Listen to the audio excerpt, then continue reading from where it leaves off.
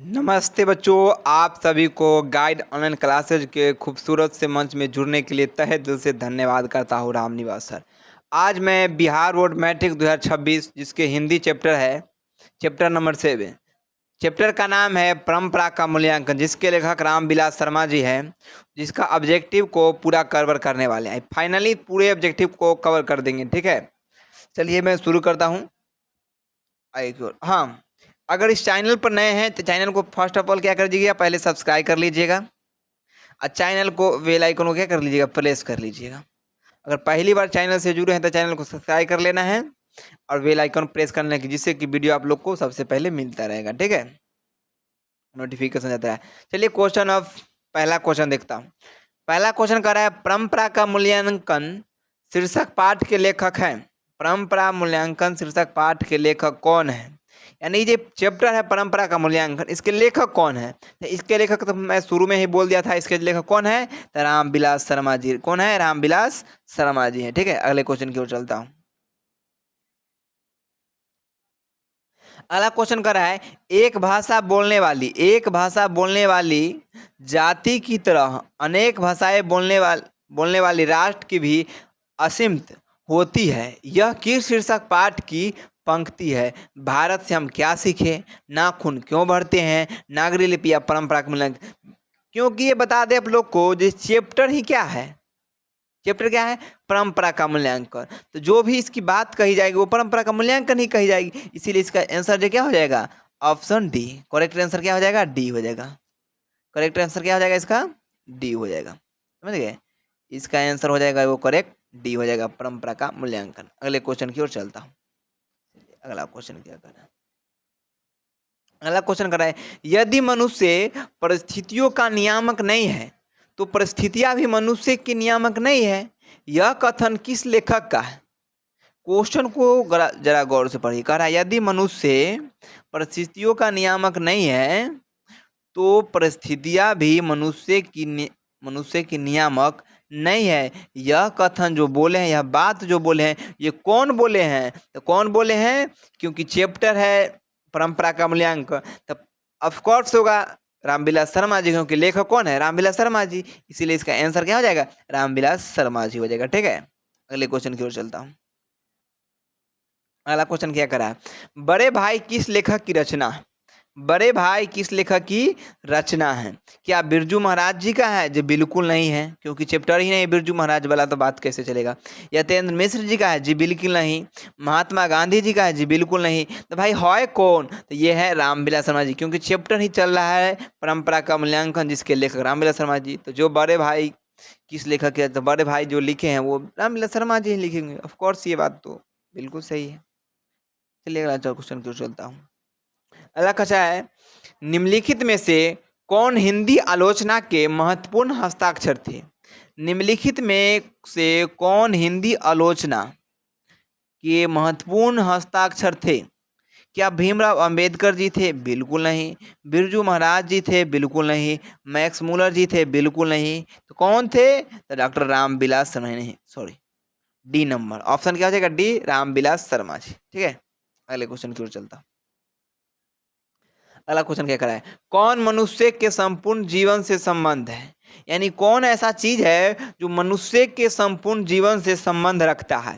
तो यानी हम लोग का जो मनुष्य का जो संपूर्ण जीवन है, किससे संबंध हमेशा रखते हुए आए हैं? तो वो साहित्य से रखते हुए आए हैं। किससे आए हैं? साहित्य से रखते हुए आए हैं, ठीक है। अगले क्वेश्चन की ओर चलता हूँ।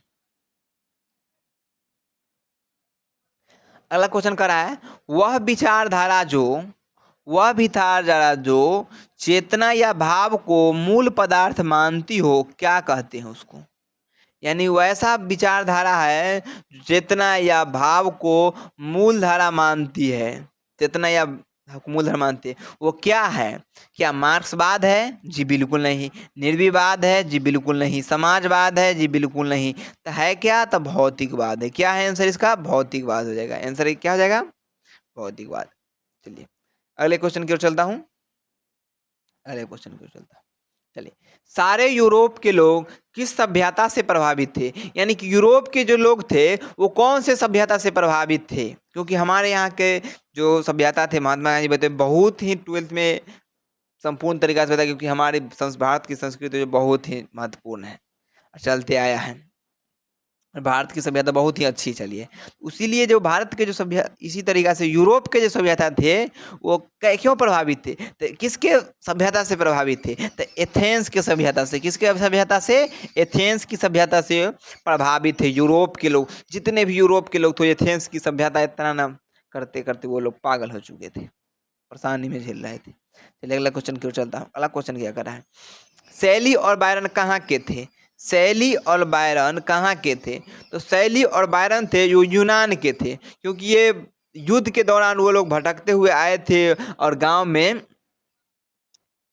चावल मांग रहे थे। क्या मांग रहे थे? चावल, कुछ खाने के लिए, उनको भोजन नहीं था उपलब्ध, इसीलिए वो मांग रहे थे। और वो आए कहाँ से? तो यूनान से। कहाँ से आए थे? तो यूनान से आए थे। ठीक है, अगले क्वेश्चन की ओर चलता हूँ।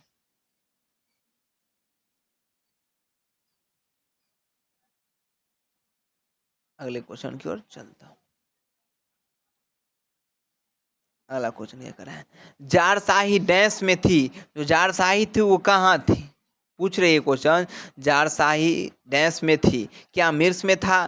क्या इटली में था? इजराइल में था? जी नहीं, सोवियत रूस में था। यहाँ टाइपिस्ट महोदय के कारण यहाँ मिस्टेक हो गया है, सोवियत रूप लिखा गया है। यहाँ हो जाएगा आंसर क्या? सोवियत रूस। मिस्टेक है, ठीक है, सोवियत रूस हो जाएगी। यानी जारशाही थी वो कहाँ थी? सोवियत रूस में थी। अगले क्वेश्चन की ओर चलता हूँ। अगला क्वेश्चन क्या करा है, अगला क्वेश्चन क्या करा है, रूस की क्रांति कब हुई थी? क्वेश्चन को आप ध्यान पूर्वक पढ़िए, मजा आ जाएगा बनाने में आप लोग को। ठीक है, हाँ, अगर पहली बात, अगर चाहे इस वीडियो को आप लोग अभी तक शेयर नहीं किए हैं, अभी तक इस वीडियो को क्या किए हैं? शेयर नहीं किए हैं, तो फटाफट से पहले आप लोग शेयर कर दीजिए। क्या कर दीजिए? शेयर कर दीजिए फटाफट से, फटाफट से शेयर कर दीजिए पहले। और हो सके तो आप लोग स्क्रीनशॉट लेके फेसबुक पर, इंस्टाग्राम पर, जो भी अगर चलाते हैं, जो आपका ग्रुप हो, वीडियो के लिंक को, जहां व्हाट्सअप हो, टेलीग्राम चैनल हो, जो भी आप लोग का ग्रुप हो, जहां हो सके तहाँ फटाफट से शेयर कर दीजिए। फटाफट पहले शेयर कीजिए। मैं 10 सेकेंड रुकता हूँ, 20 सेकेंड, 10 से 20 सेकेंड रुकता हूँ, 20 सेकेंड के लिए। आप लोग जल्दी से फटाफट से शेयर कर दीजिए पहले दोस्तों में, अपने दोस्तों, भाई बहन, जो भी हो रिलेशन, जहां हो सके वहां तक शेयर कर दीजिए इस वीडियो को फटाफट से। ठीक है, रुका हुआ, पहले शेयर कर दीजिए आप लोग। मैं स्टार्ट करूँ, आप लोग शेयर कर दीजिए। और वीडियो को लाइक भी कर दीजिए। वीडियो को क्या कीजिए? लाइक से कर दीजिए फटाफट, क्योंकि मज़ा तभी आता है जब वीडियो को लाइक मिले, कुछ मिलती है। क्योंकि आप लोग से हम दक्षिणा के रूप में बस क्या करना चाहते हैं, एक शेयर कीजिए, और चैनल पर नए तो चैनल को सब्सक्राइब कर दीजिए, और वीडियो को लाइक कर दीजिए। बस इतना ही तो है, क्योंकि इतना मेहनत करते हैं तो कुछ ना कुछ तो मिलना भी चाहिए। कोई भी शिक्षा होती है वो फ्री में ग्रहण करने की अच्छी बात नहीं है, उसके लिए कुछ दक्षिणा दे दिया है, तो हमारे लिए वही दक्षिणा है। तो आप वीडियो का क्या कीजिए? शेयर कर दीजिए अपने दोस्तों के पास। वीडियो को, चैनल पर नए हैं तो चैनल को सब्सक्राइब कर दीजिए, और वीडियो को लाइक कर दीजिए। ठीक है, चलिए क्वेश्चन क्यों चलता। क्वेश्चन क्या करा था? क्वेश्चन करा था रूस की क्रांति कब हुई थी? तो रूस की क्रांति कब हुई थी आप लोग बताइए जल्दी से, कमेंट में बॉक्स में जल्दी फटाफट से पहले कमेंट में बताइए। आप लोग कमेंट में आंसर नहीं कर पाते हैं, ये गलती बात है, क्योंकि कमेंट में आंसर करना चाहिए। कमेंट करना चाहिए, जिससे पता चलेगा कि ये आप कितना पानी में है, कितना याद है, कितना नहीं है। खाली देखने से नहीं होती, उसमें कमेंट करिएगा तो उससे पता चलेगा जो हम गलती किए कि सही किए। इसका आंसर क्या हो जाएगा? फटाफट से बताइए। इसका आंसर जो हो जाएगा वो 1917 ईस्वी में हो जाएगा। क्या हो जाएगा इसका आंसर? 1917 ईस्वी में। क्या हो जाएगा आंसर? फटाफट से जवाब, 1917 ईस्वी में। चलिए अगले क्वेश्चन की ओर चलता हूँ। अगला क्वेश्चन क्या कर रहा है?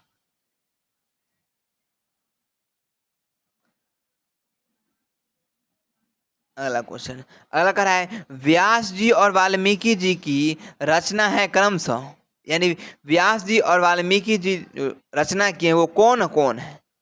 कौन कौन है वो बताइए। तो व्यास जी और वाल्मीकि जो रचना किए हैं वो क्या है? गीता रामायण। वो क्या है? गीता रामायण है। व्यास जी और वाल्मीकि जी के द्वारा जो किया गया रचना है वो कौन सा है? गीता रामायण है। ठीक है, अगले क्वेश्चन की ओर चलता।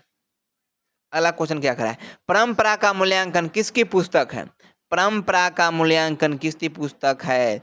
ये जो चैप्टर है परंपरा का मूल्यांकन, वो किनका पुस्तक है? कौन लिखे थे यह पुस्तक? तो ये चैप्टर के लेखक है रामविलास शर्मा जी। तो रामविलास शर्मा जी ही किताब लिखे होंगे, ये तो बिल्कुल सही बात है। इसमें तो किसी प्रकार की घबराने और टेंशन वाली बात तो नहीं है, हम आंख मूंद के मार देना है। चलिए अगला क्वेश्चन को पढ़ता हूँ। अगला क्वेश्चन क्या कर रहा है, प्रगतिशील आलोचना का विलास होता है, प्रगतिशील आलोचना का विलास होता है धर्म के ज्ञान से कि साहित्य की परंपरा के ज्ञान से या कला के ज्ञान से, कला ज्ञान से या इतिहास ज्ञान से? जल्दी से बताइए, फटाफट से बताइए आप लोग। प्रगतिशील आलोचना का विलास होता है किससे? इसका जो आंसर हो जाएगा साहित्य की परंपरा के ज्ञान से, साहित्य की परंपरा के ज्ञान से हो जाएगा। ठीक है, इसका आंसर ऑप्शन बी सही होगा। अगले क्वेश्चन की ओर चलता है। अगला क्वेश्चन कर रहा है, लेखक रामविलास शर्मा कब से कब तक भारतीय प्रगतिशील लेखक संघ के महामंत्री रहे थे? यानी कि रामविलास शर्मा जी थे वो कहिया से कहिया तक प्रगतिशील लेखक संघ के महामंत्री थे, मंत्री नहीं महामंत्री थे? जल्दी से बताइए फटाफट। इसका जो आंसर था वो 1949 से 1953 ईस्वी तक वो जो रहे थे, 1949 से 1953 ईस्वी तक रहे थे। ठीक है, अगले क्वेश्चन की ओर चलता है। साहित्य सापेक्ष रूप में, साहित्य सापेक्ष रूप में क्या होता है? साहित्य सापेक्ष रूप में क्या होता है? पराधीन होता है, जड़ होता है, परतंत्र होता है या स्वाधीन होता है? जल्दी से बताइए। तो हमारे अनुसार से तो इसका जो आंसर होना चाहिए वो होना चाहिए स्वाधीन। क्या होना चाहिए? स्वाधीन होना चाहिए। ठीक है, अगले क्वेश्चन की ओर चलता। अगला क्वेश्चन है, एथेंस किस महादेश में है? एथेंस जो है वो किस महादेश में है बताइए इस जल्दी से। एथेंस किस महादेश में है? तो बोले थे क्योंकि एथेंस की सभ्यता से ही कहाँ के लोग प्रभावित थे? तो यूरोप के। देखो क्वेश्चन से ही आंसर यहाँ आ गया है ना, इसीलिए आप लोग क्वेश्चन को भी ध्यान से पढ़िएगा और पीछे वाला वही क्वेश्चन से कुछ बन के आता है। बस आप लोग वन शॉट अगर देखते जाइएगा तो मजा आ जाएगा ऑब्जेक्टिव बनाने में। आप लोग वन शॉट खाली देख लीजिए, पूरा क्वेश्चन बन जाएगा, क्योंकि वन शॉट भी क्लास चलती है।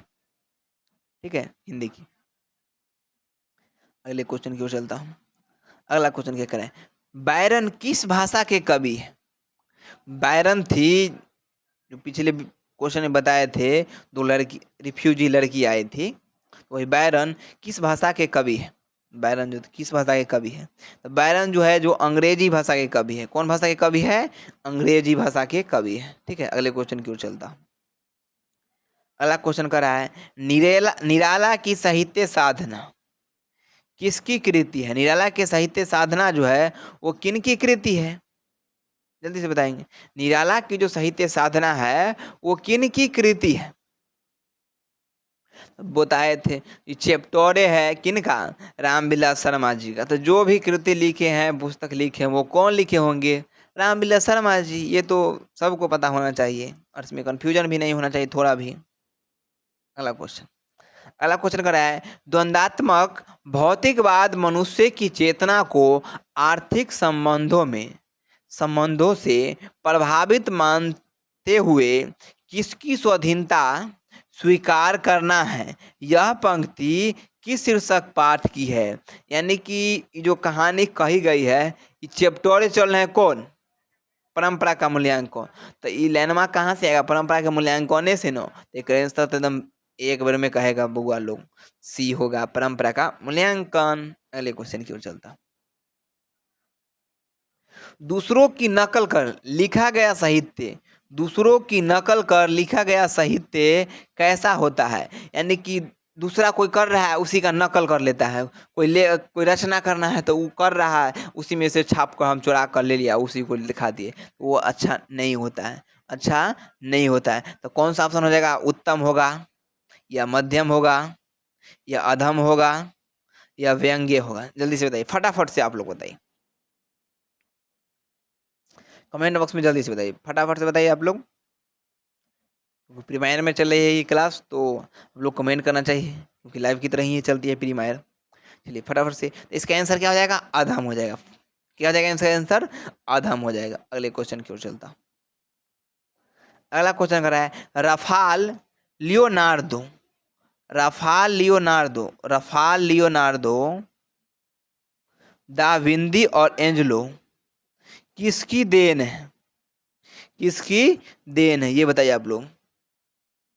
राफाल लियोनार्दो दा विंदी दा विंदी और एंजेलो किसकी देन है? तो इटली की देन है। किसकी देन है? इटली की देन है। इसमें कोई क्वेश्चन नहीं, सब में। शेक्सपियर कौन थे?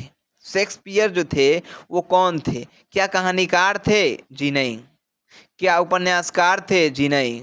क्या निबंधकार थे? जी नहीं। तो भाई कौन थे? तो नाटककार थे। कौन थे? नाटककार थे। ठीक है, अगले क्वेश्चन की ओर चलता हूँ। अगला क्वेश्चन कर रहा है, निराला की साहित्य साधना कितने खंडों में की गई है? निराला की जो साहित्य साधना है वो कितने खंडों में है? बताइए आप लोग। 2 खंडों में, 3 खंडों में, 4 खंडों में या 5 खंडों में? क्या इसका आंसर हो जाएगा? इसका आंसर हो जाएगा 3 खंडों में। क्या हो जाएगा? 3 खंडों में। अगले क्वेश्चन की ओर चलता हूं। किसी को किसी प्रकार की परेशानी हो रही है तो कमेंट बॉक्स में जल्दी से बताइएगा फटाफट। इसमें किसी को परेशानी नहीं होना चाहिए। ठीक है, अगला करा है, लेखक रामविलास शर्मा का जन्म कब हुआ? लेखक रामविलास शर्मा का जन्म कब हुआ? जल्दी से बताइए। ये रामविलास शर्मा जी जो लेखक है परंपरा के मूल्यांकन चैप्टर के, उस चैप्टर नंबर 7 है, इसके लेखक का जन्म कब हुआ था? इसके लेखक का जन्म कब हुआ था? 10 अक्टूबर 1912 ईस्वी में। कब हुआ था? 10 अक्टूबर 1912 ईस्वी में। अगले क्वेश्चन की ओर चलता हूँ। अगला क्वेश्चन कर रहा है, लेखक रामविलास शर्मा का जन्म कहाँ हुआ था? लेखक रामविलास शर्मा का जन्म कहाँ हुआ था? नंदगांव मथुरा, हरनौत बिहार, ऊंच गांव सानी, इनमें से कोई नहीं। बताइए आप लोग कौन हो जाएगा इसका आंसर? ये लेखक रामविलास शर्मा जी थे वो उच्च गांव सानी, उच्च गांव था। देखो कितना बड़ा उच्च था, व्यवहार भी उच्च था, सारे लक्षण भी उच्च थे, तभी तो उच्च गांव सानी नाम थे। कितना। चलिए अगले क्वेश्चन की ओर चलता हूँ। फटाफट से 50+ क्वेश्चन आज कर देंगे। आज 50 से कम नहीं करेंगे, 50+। अगला क्वेश्चन क्या करा है, प्रेमचंद और उनका युग किनकी रचना है? प्रेमचंद जी है, उनका युग, प्रेमचंद और उनका युग किसकी रचना है? प्रेमचंद का, या डॉक्टर रामविलास शर्मा जी का, कि दिनकर जी का, या डॉक्टर मुरली मनोहर जोशी का? जल्दी से, क्योंकि लेखक यही है तो कहानी इन्होंने ही लिखी होगी। अगले क्वेश्चन, अगला क्वेश्चन कर रहा है, जारशाही रूप के सोवियत समाज में पढ़े जाने वाले लोकप्रिय साहित्यकार कौन है? पढ़े जाने वाले लोकप्रिय साहित्यकार कौन है? तो तोल्स्टॉय। कौन थे? तोल्स्टॉय। कौन है? तोल्स्टॉय। एक भी किसी प्रकार की क्वेश्चन को गलती नहीं होना चाहिए टेस्ट में। सामाजिक विकास क्रम में सामंती सभ्यता की अपेक्षा किस सभ्यता को अधिक प्रगतिशील कहा जा सकता है? सामाजिक विकास क्रम में समांती सभ्यता की अपेक्षा किस सभ्यता को अधिक प्रगतिशील कहा जा सकता है? जल्दी से बताइए। इसका आंसर क्या हो जाएगा? पूंजीवादी सभ्यता को। नहीं, इसका आंसर क्या हो जाएगा? पूंजीवादी सभ्यता को। अगले क्वेश्चन की ओर चलता हूँ। अगला क्वेश्चन क्या करा है, लैटिन कवि कौन है? लैटिन के जो कवि थे वो कौन थे? लैटिन कवि कौन थे? वायरन थे? जी बिल्कुल नहीं। शेक्सपियर थे? जी नहीं। रेनर मारिया रिल्के थे? जी बिल्कुल नहीं। तो कौन थे? तो वर्जिल, वर्जिल। क्योंकि सब क्वेश्चन नहीं थे तो एक तो होए करेगा, तुम लोग तो बस यही मार देते हो फट से, ये तो गलत बात है। हमसे पहले क्वेश्चन हो जिससे हमें खुशी मिली, क्वेश्चन आते समय बस मिल जाए आंसर, तब मजा आता है। तार सप्तक, तार सप्तक में कितने कवियों की कविताएं संग्रहित है? तार सप्तक में कितने कवियों की कविताएं संग्रहित है? 4, 5, 6, 7? बताइए जल्दी से। 4, 5, 6, 7 कितने हैं? इसका आंसर क्या हो जाएगा? 7। क्या हो जाएगा? कितने सप्तक है? 7 सप्तक है। कितने सप्तक है? 7 सप्तक है। ठीक है, चलो अगले क्वेश्चन। अगला क्वेश्चन करा है, अज्ञे ने तार सप्तक कब स्थापित किया? अज्ञे ने तार सप्तक कब स्थापित किया? 1941 ईस्वी में, 1943 ईस्वी में, 1945 ईस्वी में, 1947 ईस्वी में? जल्दी से बताइए। अज्ञे ने तार सप्तक कब संपादित किया? तो वो 1943 ईस्वी में तार सप्तक का संपादन कर दिए थे, यानी संपादित कर दिए थे। ठीक है, अगला क्वेश्चन की ओर चलो। अगला क्वेश्चन कर रहा है, रामविलास शर्मा को किस कृति के लिए साहित्य अकादमी पुरस्कार प्राप्त हुआ था? यानी रामविलास शर्मा जी थे, उनको कौन सा कृति लिखे किए थे जिस पर साहित्य अकादमी पुरस्कार उनको दिया गया था? ठीक है, दिया गया था, बताइए कौन सा? तो निराला की साहित्य साधना पर, निराला की साहित्य साधना पर, निराला की साहित्य साधना पर। ठीक है, अगले क्वेश्चन की ओर चलता। अगला क्वेश्चन क्या करा है? मनुष्य और परिस्थिति का संबंध है, मनुष्य और परिस्थिति का संबंध किससे है? सापेक्ष से, मित्रता से, निरपेक्ष से, या द्वंद्वात्मक से? जल्दी से बताइए क्या चीज से है? तो ये इसका जो आंसर होगा, मनुष्य का और परिस्थिति का जो संबंध है वो द्वंद्वात्मक से। किससे है? द्वंद्वात्मक से। और मनुष्य का तो संबंध बोलबे कि पहले साहित्य से था, साहित्य ऑप्शन भी नहीं है, सिर्फ किसी प्रकार की कंफ्यूजन आएगी। अगला, भारतेंदु हरिश्चंद्र किसकी रचना है? भारतेंदु हरिश्चंद्र किसकी रचना है? हरिश्चंद्र की, गुणाकर मूले की, नलिन बिलोचन शर्मा की, डॉक्टर रामविलास की, डॉक्टर रामविलास की? जल्दी से बताइए, क्योंकि ये चैप्टर ही चल रहा है किनका?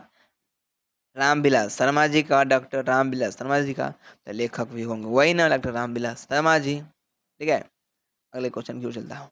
अगला क्वेश्चन कर रहा है, डॉक्टर रामविलास शर्मा, क्या हो जाएगा? डॉक्टर रामविलास शर्मा की मृत्यु कहाँ हुई थी और कब हुई थी? यानी डॉक्टर रामविलास शर्मा जी थे, उनकी मृत्यु कहाँ हुई थी और कब हुई थी? 1999 में ईस्वी महाराष्ट्र में, 2000 दिल्ली में, 2001 मालदा में, 2002 कानपुर में? बताइए आप लोग, इसका आंसर क्या होगा? फटाफट से। इसका जो आंसर हो जाएगा वो हो जाएगा 2000 दिल्ली में, 2000 दिल्ली में हुआ था, 2000। चलिए अगले क्वेश्चन की ओर चलता हूँ। अगला क्वेश्चन क्या है वो देखता हूँ। अगला क्वेश्चन कर रहा है, साहित्य की परंपरा का पूर्व ज्ञान किस व्यवस्था में संभव है? किस व्यवस्था में सही संभव है? जल्दी से बताएंगे। समानती व्यवस्था में, पूंजीवादी व्यवस्था में, समाजवादी व्यवस्था में, इनमें से सभी, यानी सब में है क्या? बताइए। साहित्य की परंपरा का पूर्व ज्ञान, पूर्ण ज्ञान होना चाहिए, पूर्ण ज्ञान किस व्यवस्था में संभव है? किस व्यवस्था में? समाजवादी व्यवस्था में। किस व्यवस्था में? समाजवादी, क्योंकि समाज से ही रहने में बहुत हम लोग को सीख मिलती है। समाज से एक चीज़ नहीं, बहुत चीज़ सीख मिलती है, इसलिए समाज में रहना बहुत जरूरी होती है, क्योंकि शहर वाले से ज़्यादा गांव वाले में होती है। उस समाज के साथ रहोगे बने हुए तो बहुत चीज़ सीखने को मिलती है। ठीक है, समाज से कभी तुम लोग दूर नहीं रहना। अगला कह रहा है क्वेश्चन, परंपरा का ज्ञान किनके लिए आवश्यक है? परंपरा का ज्ञान किनके लिए आवश्यक है? जो लकीर के फकीर न, मतलब कोई लकीर न फकीर है, जो उपयोगी साहित्य की रचना न करे, जो लकीर के फकीर न होकर क्रांतिकारी साहित्य की रचना करे, जो उपयोगी साहित्य की रचना न करे? बताइए आप लोग क्या हो जाएगा? तो इसका जो आंसर हो जाएगा वो होगा, जो लकीर के फकीर न होकर क्रांतिकारी साहित्य की रचना करे। यानी कि ऑप्शन हो जाएगा इसका सही, क्या हो जाएगा? सी। क्या हो जाएगा सही? सी सही हो जाएगा। इसका जो आंसर होगा वो क्या हो जाएगा? सी सही हो जाएगा। हो जाएगा जो लकीर के फकीर न होकर क्रांतिकारी साहित्य की रचना करे। थोड़ा टाइपिस्ट महोदय सही से नहीं कर पाए हैं क्वेश्चन को। अगले क्वेश्चन की ओर चलता हूँ। अगला क्वेश्चन करा है, भारत की राष्ट्रीय क्षमता का पूर्ण विकास किस व्यवस्था में संभव है? भारतीय गलती हो गया, भारतीयों की राष्ट्रीय क्षमता का पूर्ण विकास किस व्यवस्था में संभव है? तो किस व्यवस्था में संभव है? समाजवादी व्यवस्था में। अभी बोलते थे समाज में बहुत सारा पावर होता है, समाज हम लोग को बहुत दिया। ठीक है, अगला क्वेश्चन कर रहा है, लेखक रामविलास शर्मा के गांव का क्या नाम था? लेखक रामविलास शर्मा के गांव का क्या नाम था? लेखक रामविलास शर्मा के गांव का नाम क्या था? तो लेखक रामविलास शर्मा के गांव का नाम क्या था? वो बार बार हम बोले हैं, एक बार और क्वेश्चन बोले थे, तो वो कहाँ बोले थे? ऊंचगांव सानी में। ऊंचगांव सानी में ऊंच ऊंचगांव लिख दिया है। क्या टाइपिस्ट महोदय रहेगा, पूरा गलती करके धर देता है। अगला क्वेश्चन, भौतिकवाद का अर्थ भाग्यवाद नहीं है, किस निबंध की पंक्ति है? भौतिकवाद का अर्थ भाग्यवाद नहीं है, किस निबंध की पंक्ति है? तो क्योंकि चैप्टर ही है परंपरा का मूल्यांकन, तो यही इसका आंसर होना चाहिए। बिल्कुल इसका आंसर क्या हो जाएगा? परंपरा का मूल्यांकन। ठीक है, अगले क्वेश्चन की ओर चलो। ठीक है, अगला क्वेश्चन करा है, परंपरा का मूल्यांकन शीर्षक पाठ साहित्य की कौन विधा है? परंपरा का मूल्यांकन जो चैप्टर है वो क्या है? निबंध है कि लेख कहानी है कि संस्मरण है कि व्यंग है, क्या है? आप लोग बताइए, जल्दी से बताइए, हम नहीं बताएंगे, आप लोग बताइए क्या है, बताएं हम? मैंने बताइए तो आप लोग फटाफट से। इसका आंसर क्या हो जाएगा? निबंध हो जाएगा। क्या आंसर हो जाएगा? निबंध हो जाएगा। क्या हो जाएगा इसका आंसर? यानी परंपरा का जो मूल्यांकन वो क्या है? निबंध है। ठीक है, अगले क्वेश्चन क्यों चलता है? अगला क्वेश्चन, रामविलास शर्मा एक एक शर्मा एमए पास करने के बाद 1938 ईस्वी तक कहाँ व्यस्त रहे?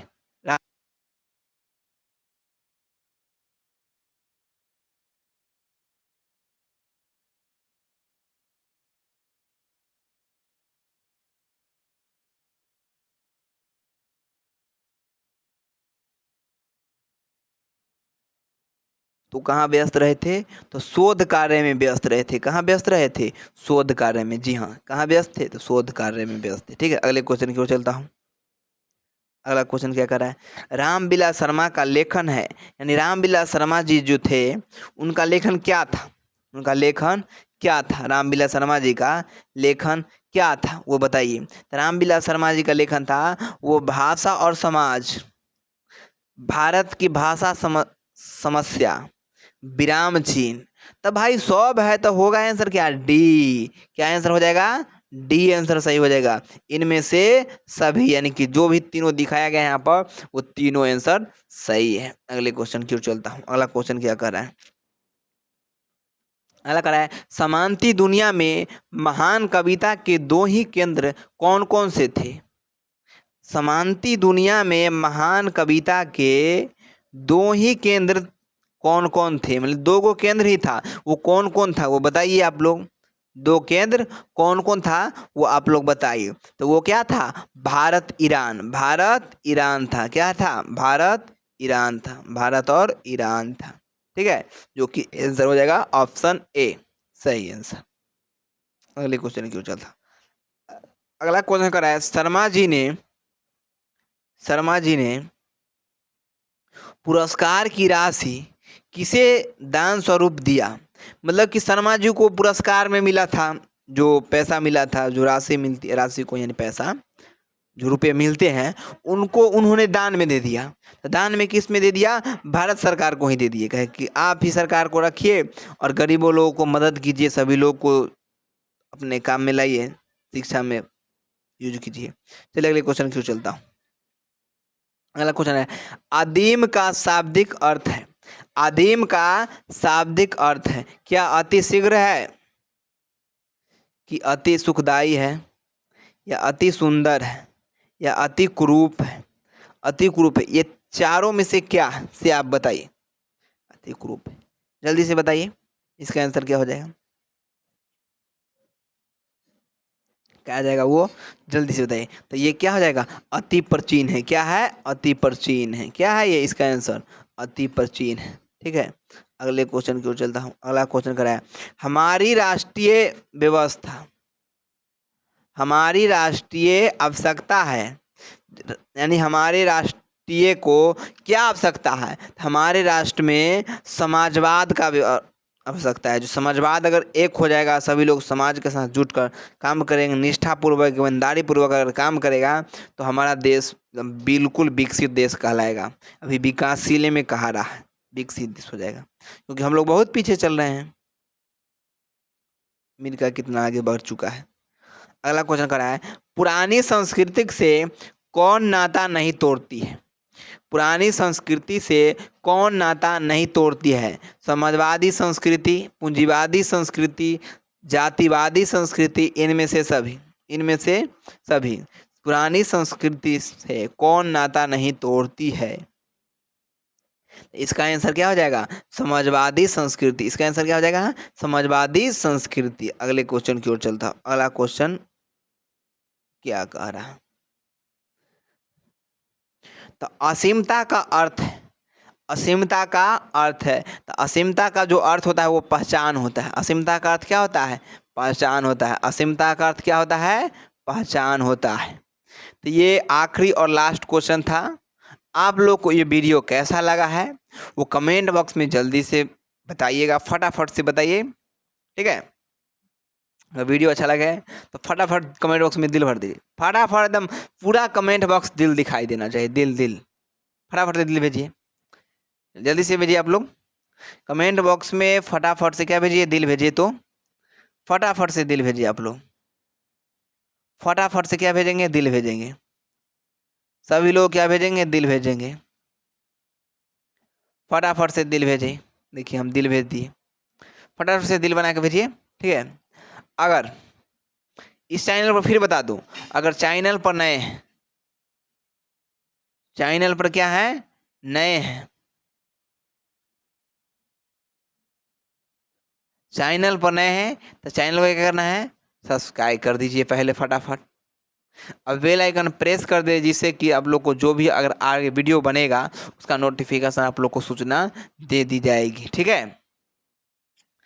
अगर जो भी अभी आप पढ़े हैं आप लोग उसका नोट यानी पीडीएफ चाहते हैं तो आप लोग क्या कीजिए? गाइड ऑनलाइन क्लासेज के व्हाट्सअप चैनल को फॉलो कर लीजिए, टेलीग्राम चैनल को ज्वाइन कर ली। इस दोनों चीज़ पर आप लोग को ये उपलब्ध हो जाती है, ठीक है। क्या उपलब्ध होती है? पीपीटी जो अभी पढ़ाए हैं, यानी पैनल पीडीएफ जो है वो आप लोग को लेक्चर के जस्ट 10 से 15 मिनट के अंदर में मिल जाती है, यानी आधे घंटे के अंदर में ये जो थंबनेल होती है, यानी सॉरी ये पैनल पीडीएफ है वो मिल जाएगी, ठीक है। फटाफट से आप लोग ज्वाइन कर लीजिए। अगर आप लोग फेसबुक और इंस्टाग्राम चलाते हो उसको भी फॉलो कर सकते हैं, ठीक है, उसको भी क्या कर सकते हैं? फॉलो कर सकते हैं। आप लोग को पूरा वीडियो देखने के लिए तहे दिल से धन्यवाद करता हूँ, और आप लोग के लिए प्यारा सा एक थैंक यू पेश करता हूँ। प्यारा सा क्या करता हूँ? थैंक यू पेश करता हूँ। देख सकते हैं किस तरीक़ा से थैंक यू पेस्ट किया गया हम। और फिर मिलता हूँ अगले वीडियो में। जय हिंद, जय भारत।